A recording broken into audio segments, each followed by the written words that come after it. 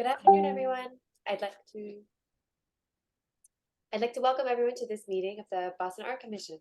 My name is Alexandra Adamo, and I'm the Public Art Registrar in the Mayor's Office of Art and Culture. In that capacity, I'm also the Administrator of the Boston Art Commission. Let's just take a moment to update our names and pronouns, as well as make sure that we are muted. In accordance with the Commonwealth of Massachusetts Executive Order suspending certain provisions of the Open Meeting Law, we are conducting this meeting virtually. As a reminder, this was extended until 2025. To ensure public access to the deliberations of the Boston Art Commission, the public can join this meeting through telephone and video conferencing. For those of you with us today, this meeting is being recorded and closed captioning is available. You can access it at the bottom of your screen.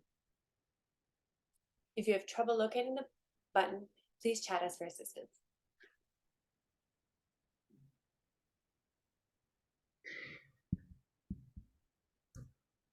Thank you, Paul. And thanks everyone for being here. The Mayor's Office of Arts and Culture and the Boston Art Commission believe that public art is any artwork installed in publicly accessible spaces where they can be experienced by everyone for free. For transparency and community input, artworks proposed for City of Boston property are reviewed and discussed at public meetings of the Boston Art Commission, the BAC, on a regular, usually monthly basis. Working together with the Public Art Team and the Mayor's Office of Arts and Culture, the BAC is an independent board composed of 2 ex officio and 7 volunteer community members appointed by the Mayor. The BAC has exclusive authority to approve and commission artworks intended to be added to the city's collection or to be placed on city property.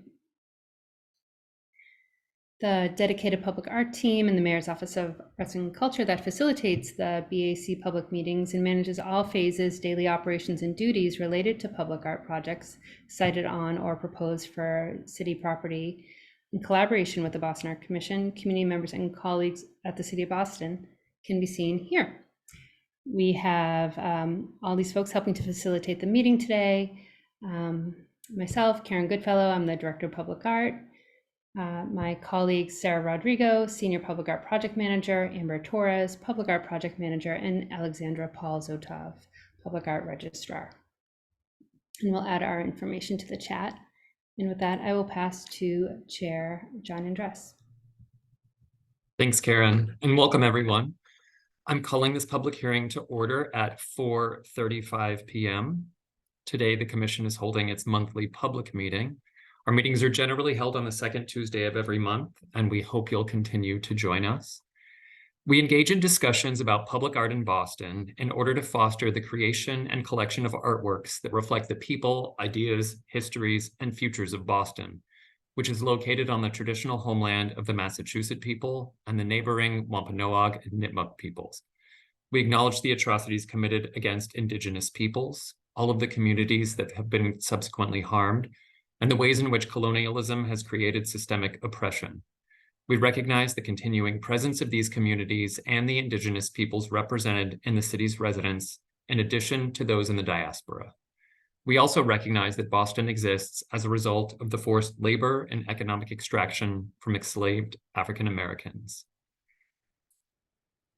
I'll now take roll call of the commissioners to confirm a quorum. After I state your name, commissioners, please say here. I don't believe Camilo Alvarez, our vice chair, is here, so I will begin with Cara Elliott Ortega.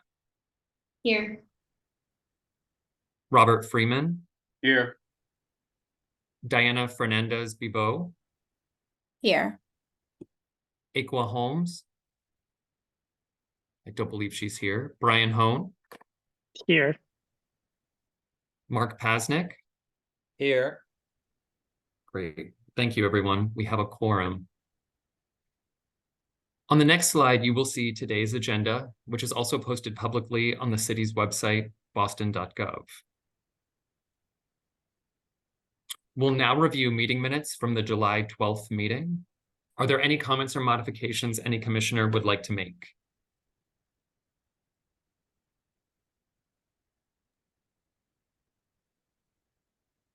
Hearing none, I wonder if anyone would like to make a motion to accept July 12th meeting minutes. I move that we accept July 12th meeting minutes. Thanks, Bob. Would anyone like to second? I can second it.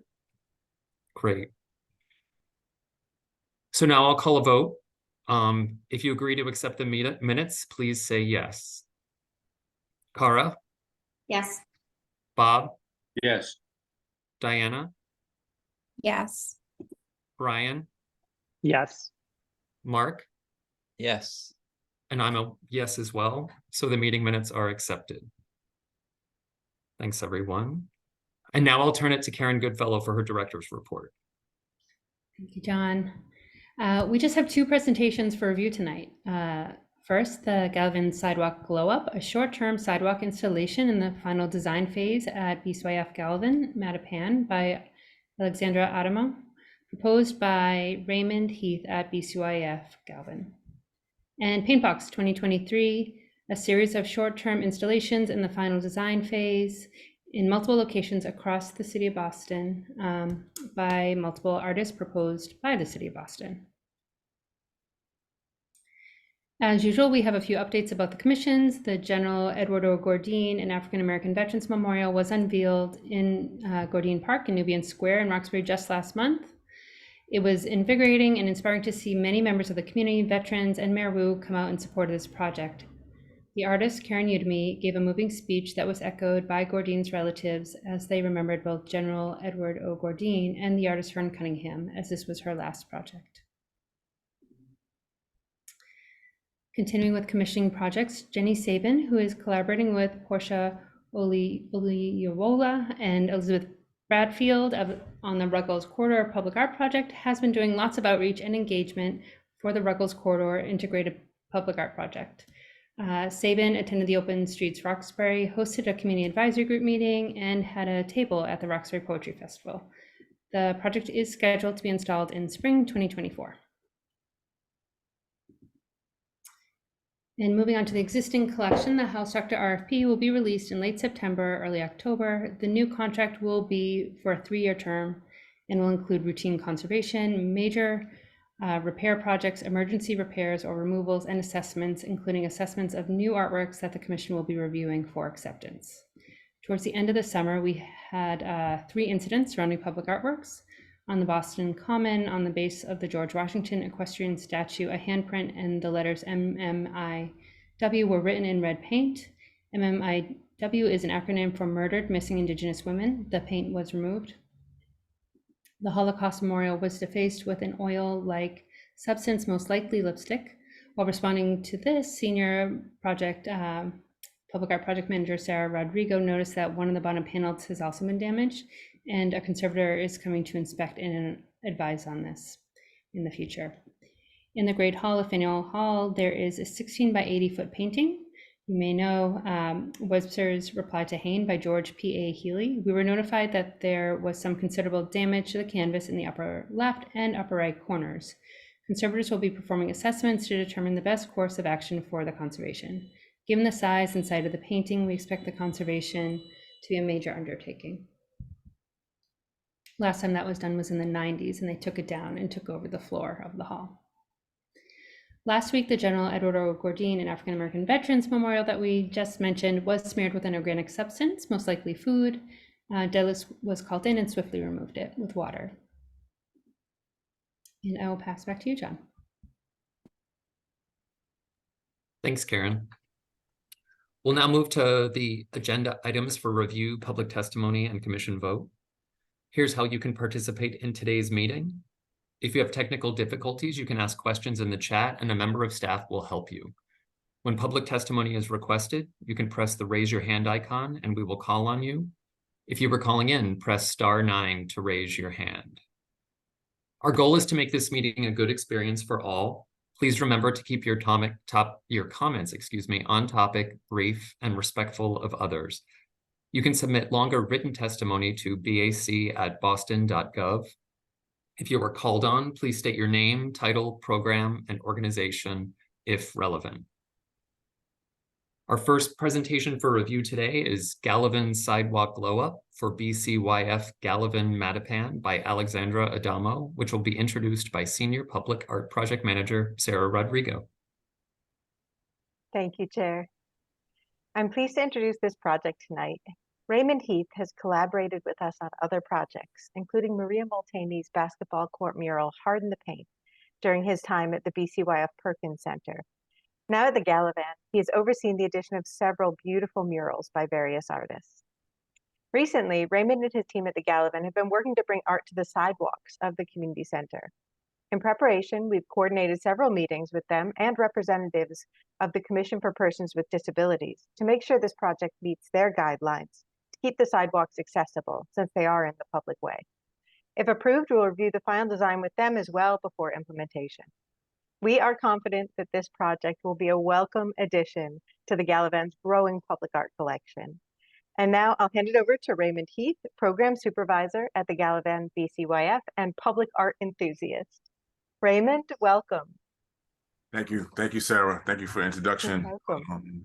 Thank you, everybody, all attendees for inviting us to this meeting. Very grateful to be here.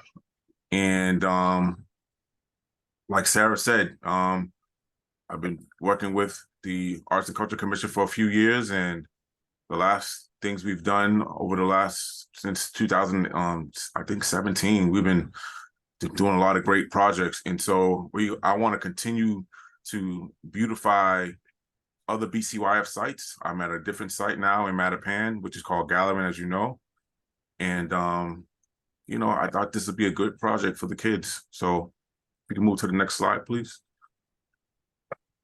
For the last several years, like Sarah was saying, we've had different beautification projects here at the Galavan. You'll see that in some forwarding slides, some current murals that are here. But there's never been a project that the kids have been involved with. And this will be the first time that they will have some say into what will go into some of the production here, some of the sketches and some of the ideas that they have. As you'll see, some of them say they want to have Crocs on the sidewalk. They want to see a family tree. They love basketball here. And you know, this would give the kids a sense of membership, a sense of community, and it will continue to, you know, amplify that we love to make our community center safe, fun, and affordable. You can move to the next slide. Thank you. Mattapan Heights is actually adjacent to the Galavan Community Center. We're located between two different housing developments. One is private Mattapan Heights, and the other one is the BHA Galavan Boulevard development. And Mattapan Heights can look directly over here, and they can see a lot of the artistry that's going on over here. Some of the renovations. So they would be the most beneficiary to some of the work that's been done here, just because there's a lot of trees on the other side of the Galavan side Boulevard development. But they will have a clear view of the building, and I think adding the colors to this sidewalk and the kids having some history and putting some of this art down would add pop to the landscape, but just continue to amplify this space over here. And now I'm gonna pass it over to Alexandra. Hey there, folks. I am Alex. Pronouns are she, hers. And I just got tagged into this project a few weeks ago and can't tell you how appropriate and fantastic it feels to be able to sit in front of y'all tonight and talk a little bit about this community activation that really seems up both Ray and I's alley. I was a former after-school teacher for a really long time in Cambridge and know how important it is to be able to celebrate and showcase both the voices and the spirits of the kiddos in these neighborhoods. And when I had gotten over to Mattapan, which was my first time ever, I stumbled upon this space, right? This little oasis in the middle of housing area, and it felt special. Ray and his team have done a really special job of really honoring this area as a safe space, and I would be very happy to be able to come on in and give it a little zhuzh. So if you want to move through to the installation of, let's see, if we skip through a few slides, these are some photos of my current exhibition up at the Museum of Fine Arts Boston right now. I was their Community Arts Initiative lead artist recently. My exhibition's still up, where I got to activate with 196 kiddos in 12 different after-school programs around Boston Public School District. If we keep on going,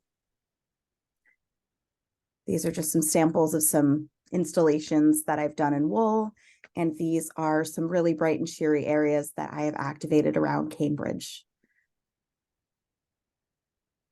As much as I love muraling, creating public space for people to really feel a part of is sort of my jam.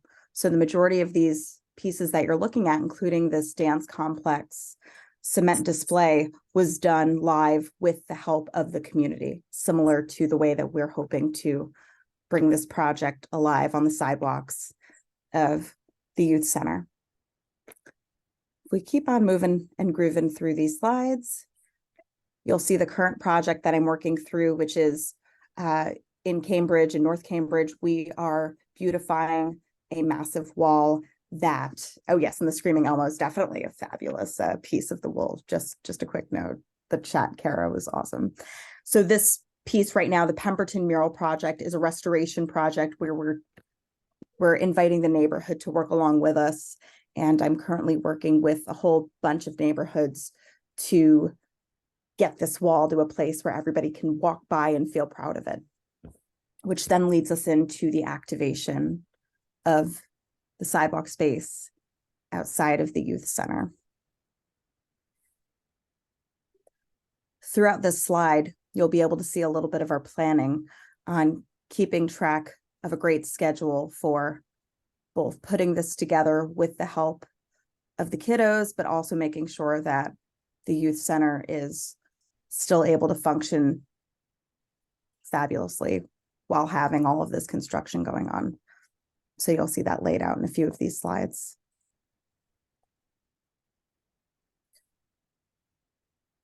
All right, if we move on to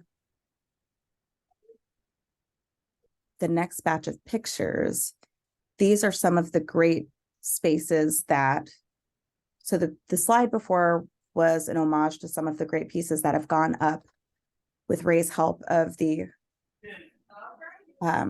with these programs before, which brings us to our next slide, the icons on the sidewalk. After being able to hang out with Ray and a bunch of kiddos around the youth center, I got to learn a little bit about the space and some of the things that really ignite the kiddos, from the way they greet their after-school teachers and each other with really awesome fist bumps and peace signs, to sitting around and reading in corners. This really is a wide variety of different types of kiddos who all come to one place for one reason, and that's to feel safe and included and to be seen.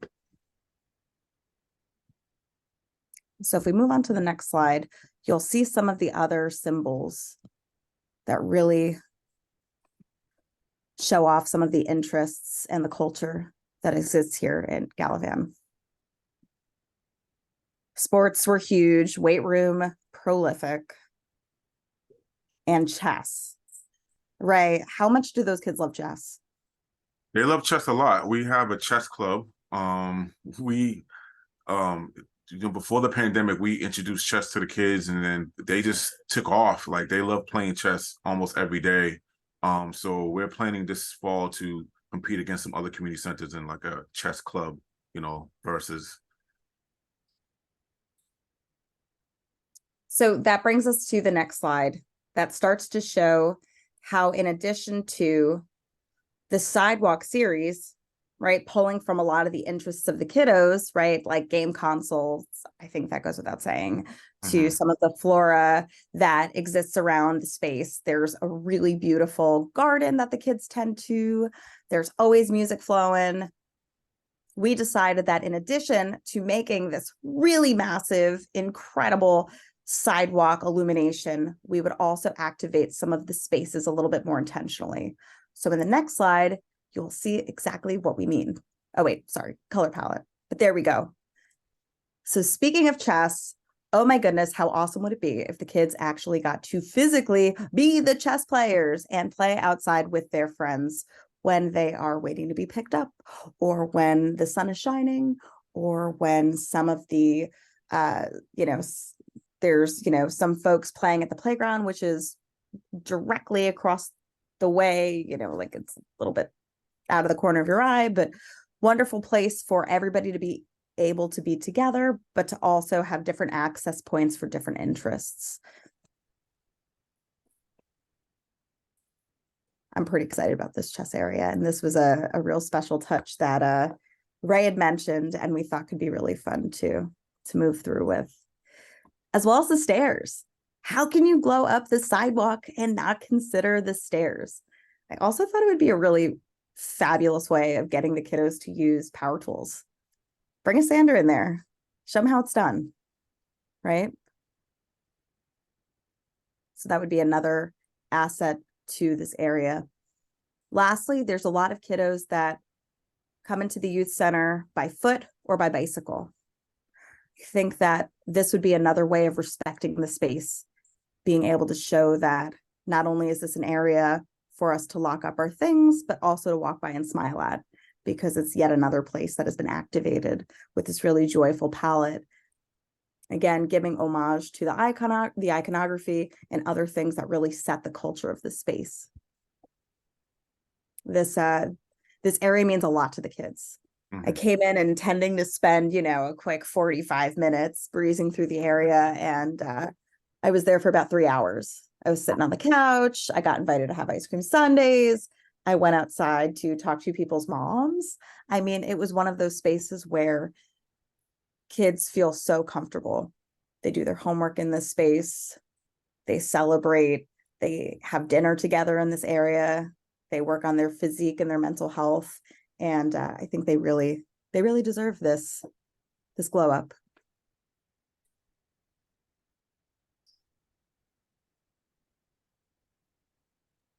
Thanks so much, Raymond and Alexandra.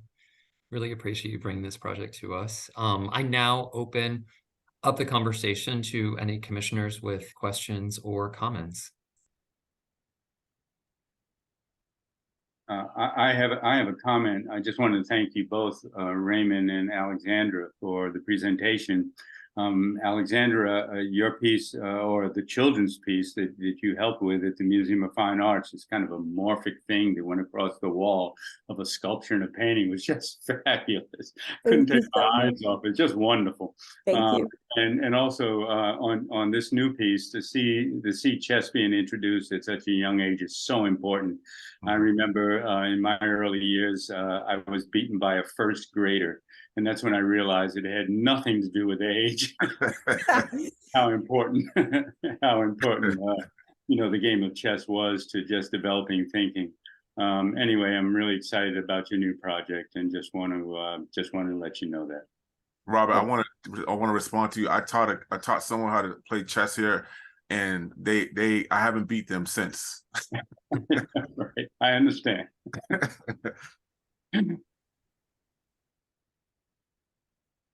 Any other comments, questions? Alexandra, I had a question. I love the idea of the human chessboard. Yeah. On that slide, you say that the chessboard is reserved for an accessibility lane. Could you clarify that briefly? Sure. So when Raymond and I went over to the space, we had talked about the universal design, right? And made sure that right where there is let's see, it's a real long sidewalk, and there's a great area right in front of where the kiddos get dropped off and picked up, where there's a little ramp area for somebody to go up of. Around the entire area of the sidewalk installation, there's an entire, what would you say, Ray? What was that, like 4 feet? About 4 feet, yep. It's about a 4 foot. We've deemed an entire sidewalk square widthwise, right, to make sure that at all times there's an area for folks who are getting through in a different way than by foot. Yes. So it's very apparent, and by where the color lives and where it's nice and sleek and sort of uniform gray.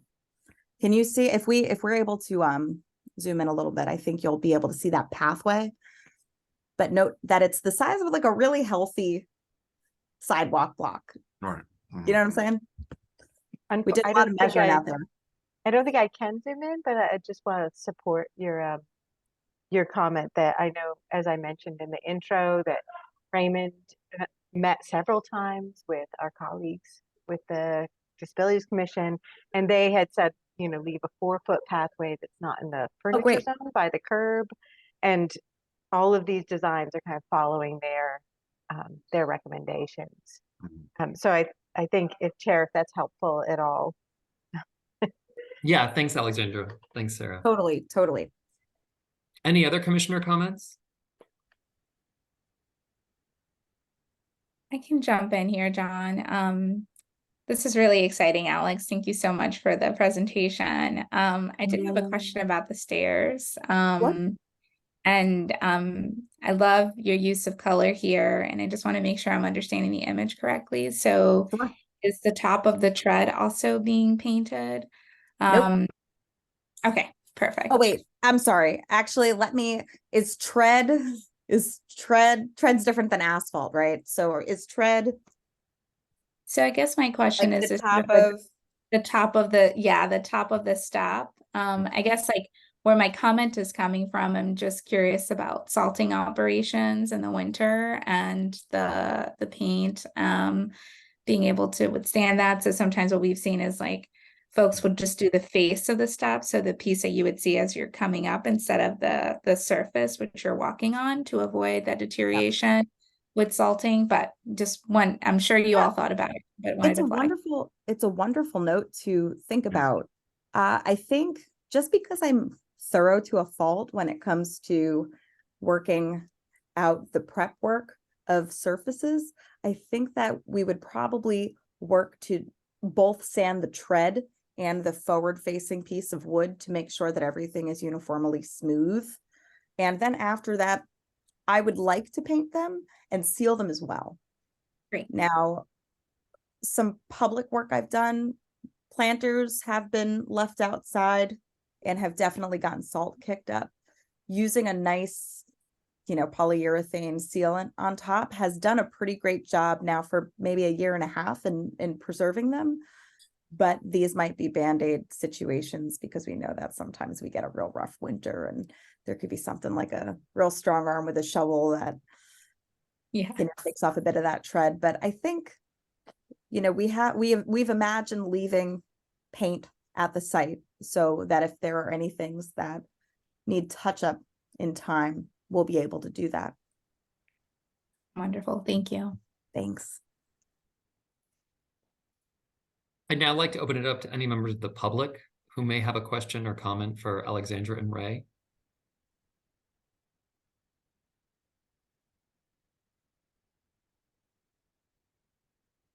Hearing none, I wonder if any commissioner would like to make a motion.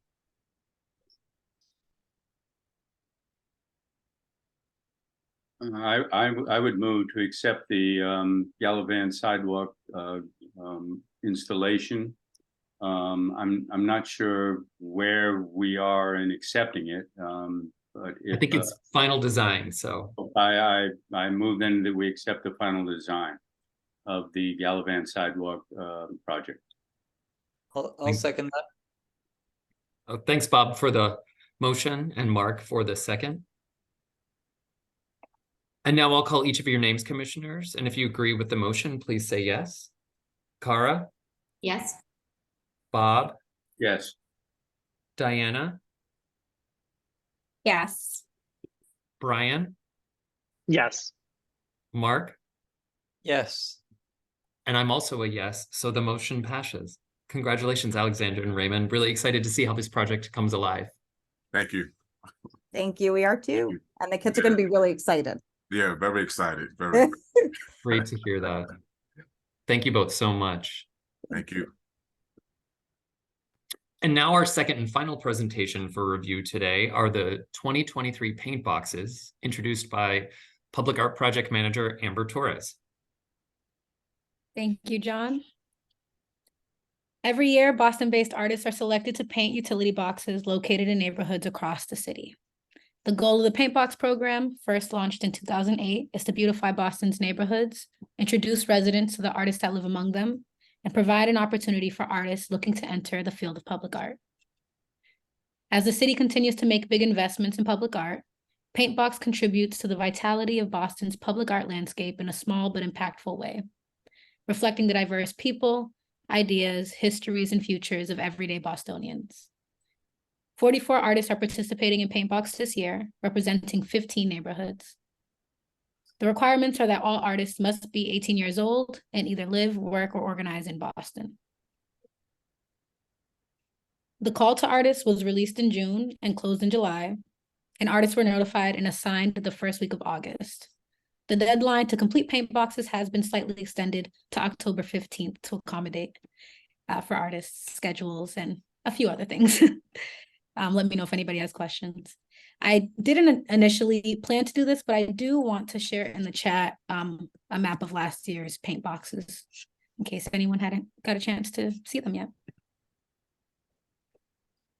So on the next few slides, I'll give you a sneak peek of some of the paint boxes coming to 15 Boston neighborhoods this year. Alston's going to be getting 2 new paint boxes, and Katiana Rodriguez has been assigned to a utility box at 128 Brighton Ave.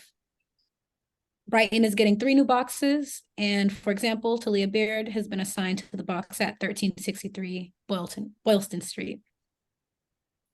Charlestown is getting 2 new boxes this year, with the Sola Murray painting the box at 165 Main Street and Austin Street.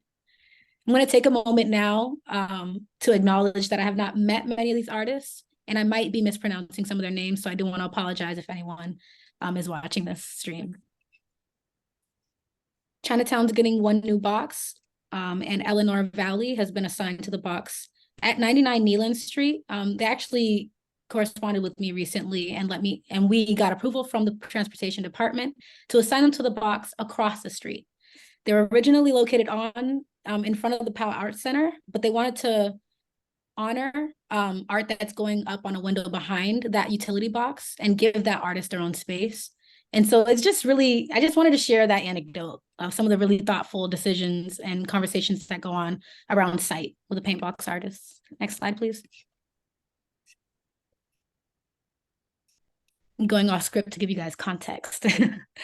Tell you more about Paintbox, but downtown got 1 new Paintbox this year, and it has been such a delight to see this as I commute home from City Hall, right at the corner of Court Street and Washington Street, right by the mall, going up to City Hall. Nick Shea was assigned to paint that box. It has a bunch of faces on it, as you can see. It's really just whimsical. Dorchester is getting 4 new boxes, and the example that we have on this page is from Michael Guadarrama, and he was assigned to a box on American Legion Highway and Blue Hill Ave, right at that intersection. East Boston's getting 4 new boxes, including a box by Ida French, located at 328 Bremen Street, I believe it is, by the park. And Fenway is getting 3 new boxes this year. The box on the screen is a design made by Danielle Ibrahim, and it's going to be located at 98 Peterborough Street. Next slide, please.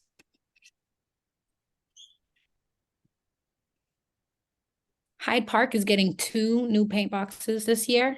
And the example on the page in front of you is a design made by Megan Hepp, and it's going to be located at River Street and Agnes Avenue.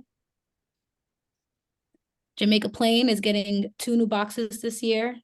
And the design on the screen was made by Dan Monahan, and its site is Y Street and Center Street.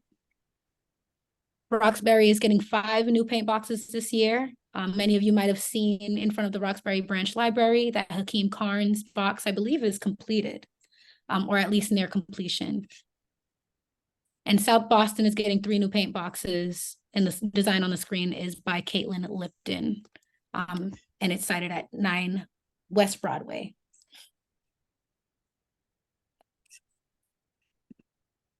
And on our last page, we have Mattapan, which is going to get 4 new boxes this year. The design that you see on the screen was created by Ayana Mack, a local artist who is going to be cited. Her paint box will be cited at 555 River Street. Rosendale's getting 3 new boxes this year, and the box on the screen was designed by Rebecca Green, and it's going to be located at the corner of Washington Street and Cummins Highway. And then last but not least, Mission Hill is getting 2 new boxes this year, and the design that you see, that adorable design on the screen, is going to be located at Huntington Ave and Fenwood Road. We'll have an updated map for this year's new designs once they're ready, and I can't wait to share the link with you and for all of the boxes to be completed. Thanks so Thank you. much, Amber. I'd like to open it up to commissioners for any questions and comments. It's so fun to just see all of the different approaches. You know, like everybody's working with the same format, but how they approach it is so different and so wonderful. And then I've had the really wonderful experience of like seeing a few of the artists actually painting kind of like out on the street, and I'll just like stop and introduce myself, and they always seem so excited to kind of be painting. And also just a shout out again to Amber for all of your work on organizing this. You know, it always seems like such a ton of administrative work to pull this together. But they really do transform the kind of urban environment in such fun ways. So just a congrats to everybody involved. Thanks, Brian. Any other comments? I wanted to echo the thanks for Amber. How many are there going in? What's the total number? The total number is 44. Wow. Yeah, amazing that you've pulled quite an art collection together so quickly. So thank you, Amber. Thank you. I'll add, John, that I think it adds so much joy to my experience. I saw the one in downtown going up, and I think it's just such an incredible way to echo Brian's comments to sort of add joy and wonder into our city. And I love all the different expressions in each different neighborhood. So just a huge thanks to you, Amber, and the team for pulling this off. Agreed. Well, now I'd like to open it up to any members of the public who have a comment or a question.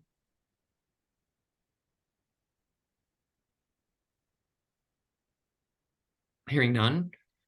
Would any commissioner like to make a motion to approve final design for the Paintbox 2023 program? I can make a motion to approve Paintbox 2023 design submissions. Thanks, Brian. Do I hear a second? Second. Thanks, Cara. So now I'll read each of your names. And if you agree with the motion, please say yes. Cara? Yes. Bob? Yes. Diana? Yes. Brian? Yes. Mark? Yes. And I'm a yes too.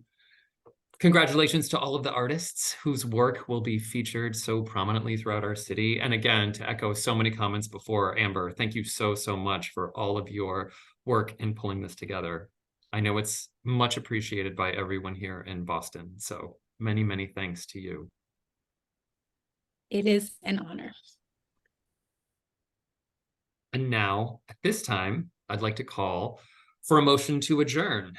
Would anyone like to make that motion? I make a motion, we adjourn. Thanks, Mark. Do I have a second? I'll second. Thanks, Bob. If you agree with the adjournment, please say yes after I call your name. Cara? Yes. Bob? Yes. Diana? Yes. Brian? Yes. Mark? Yes. And I too am a yes. Thank you so much, everyone.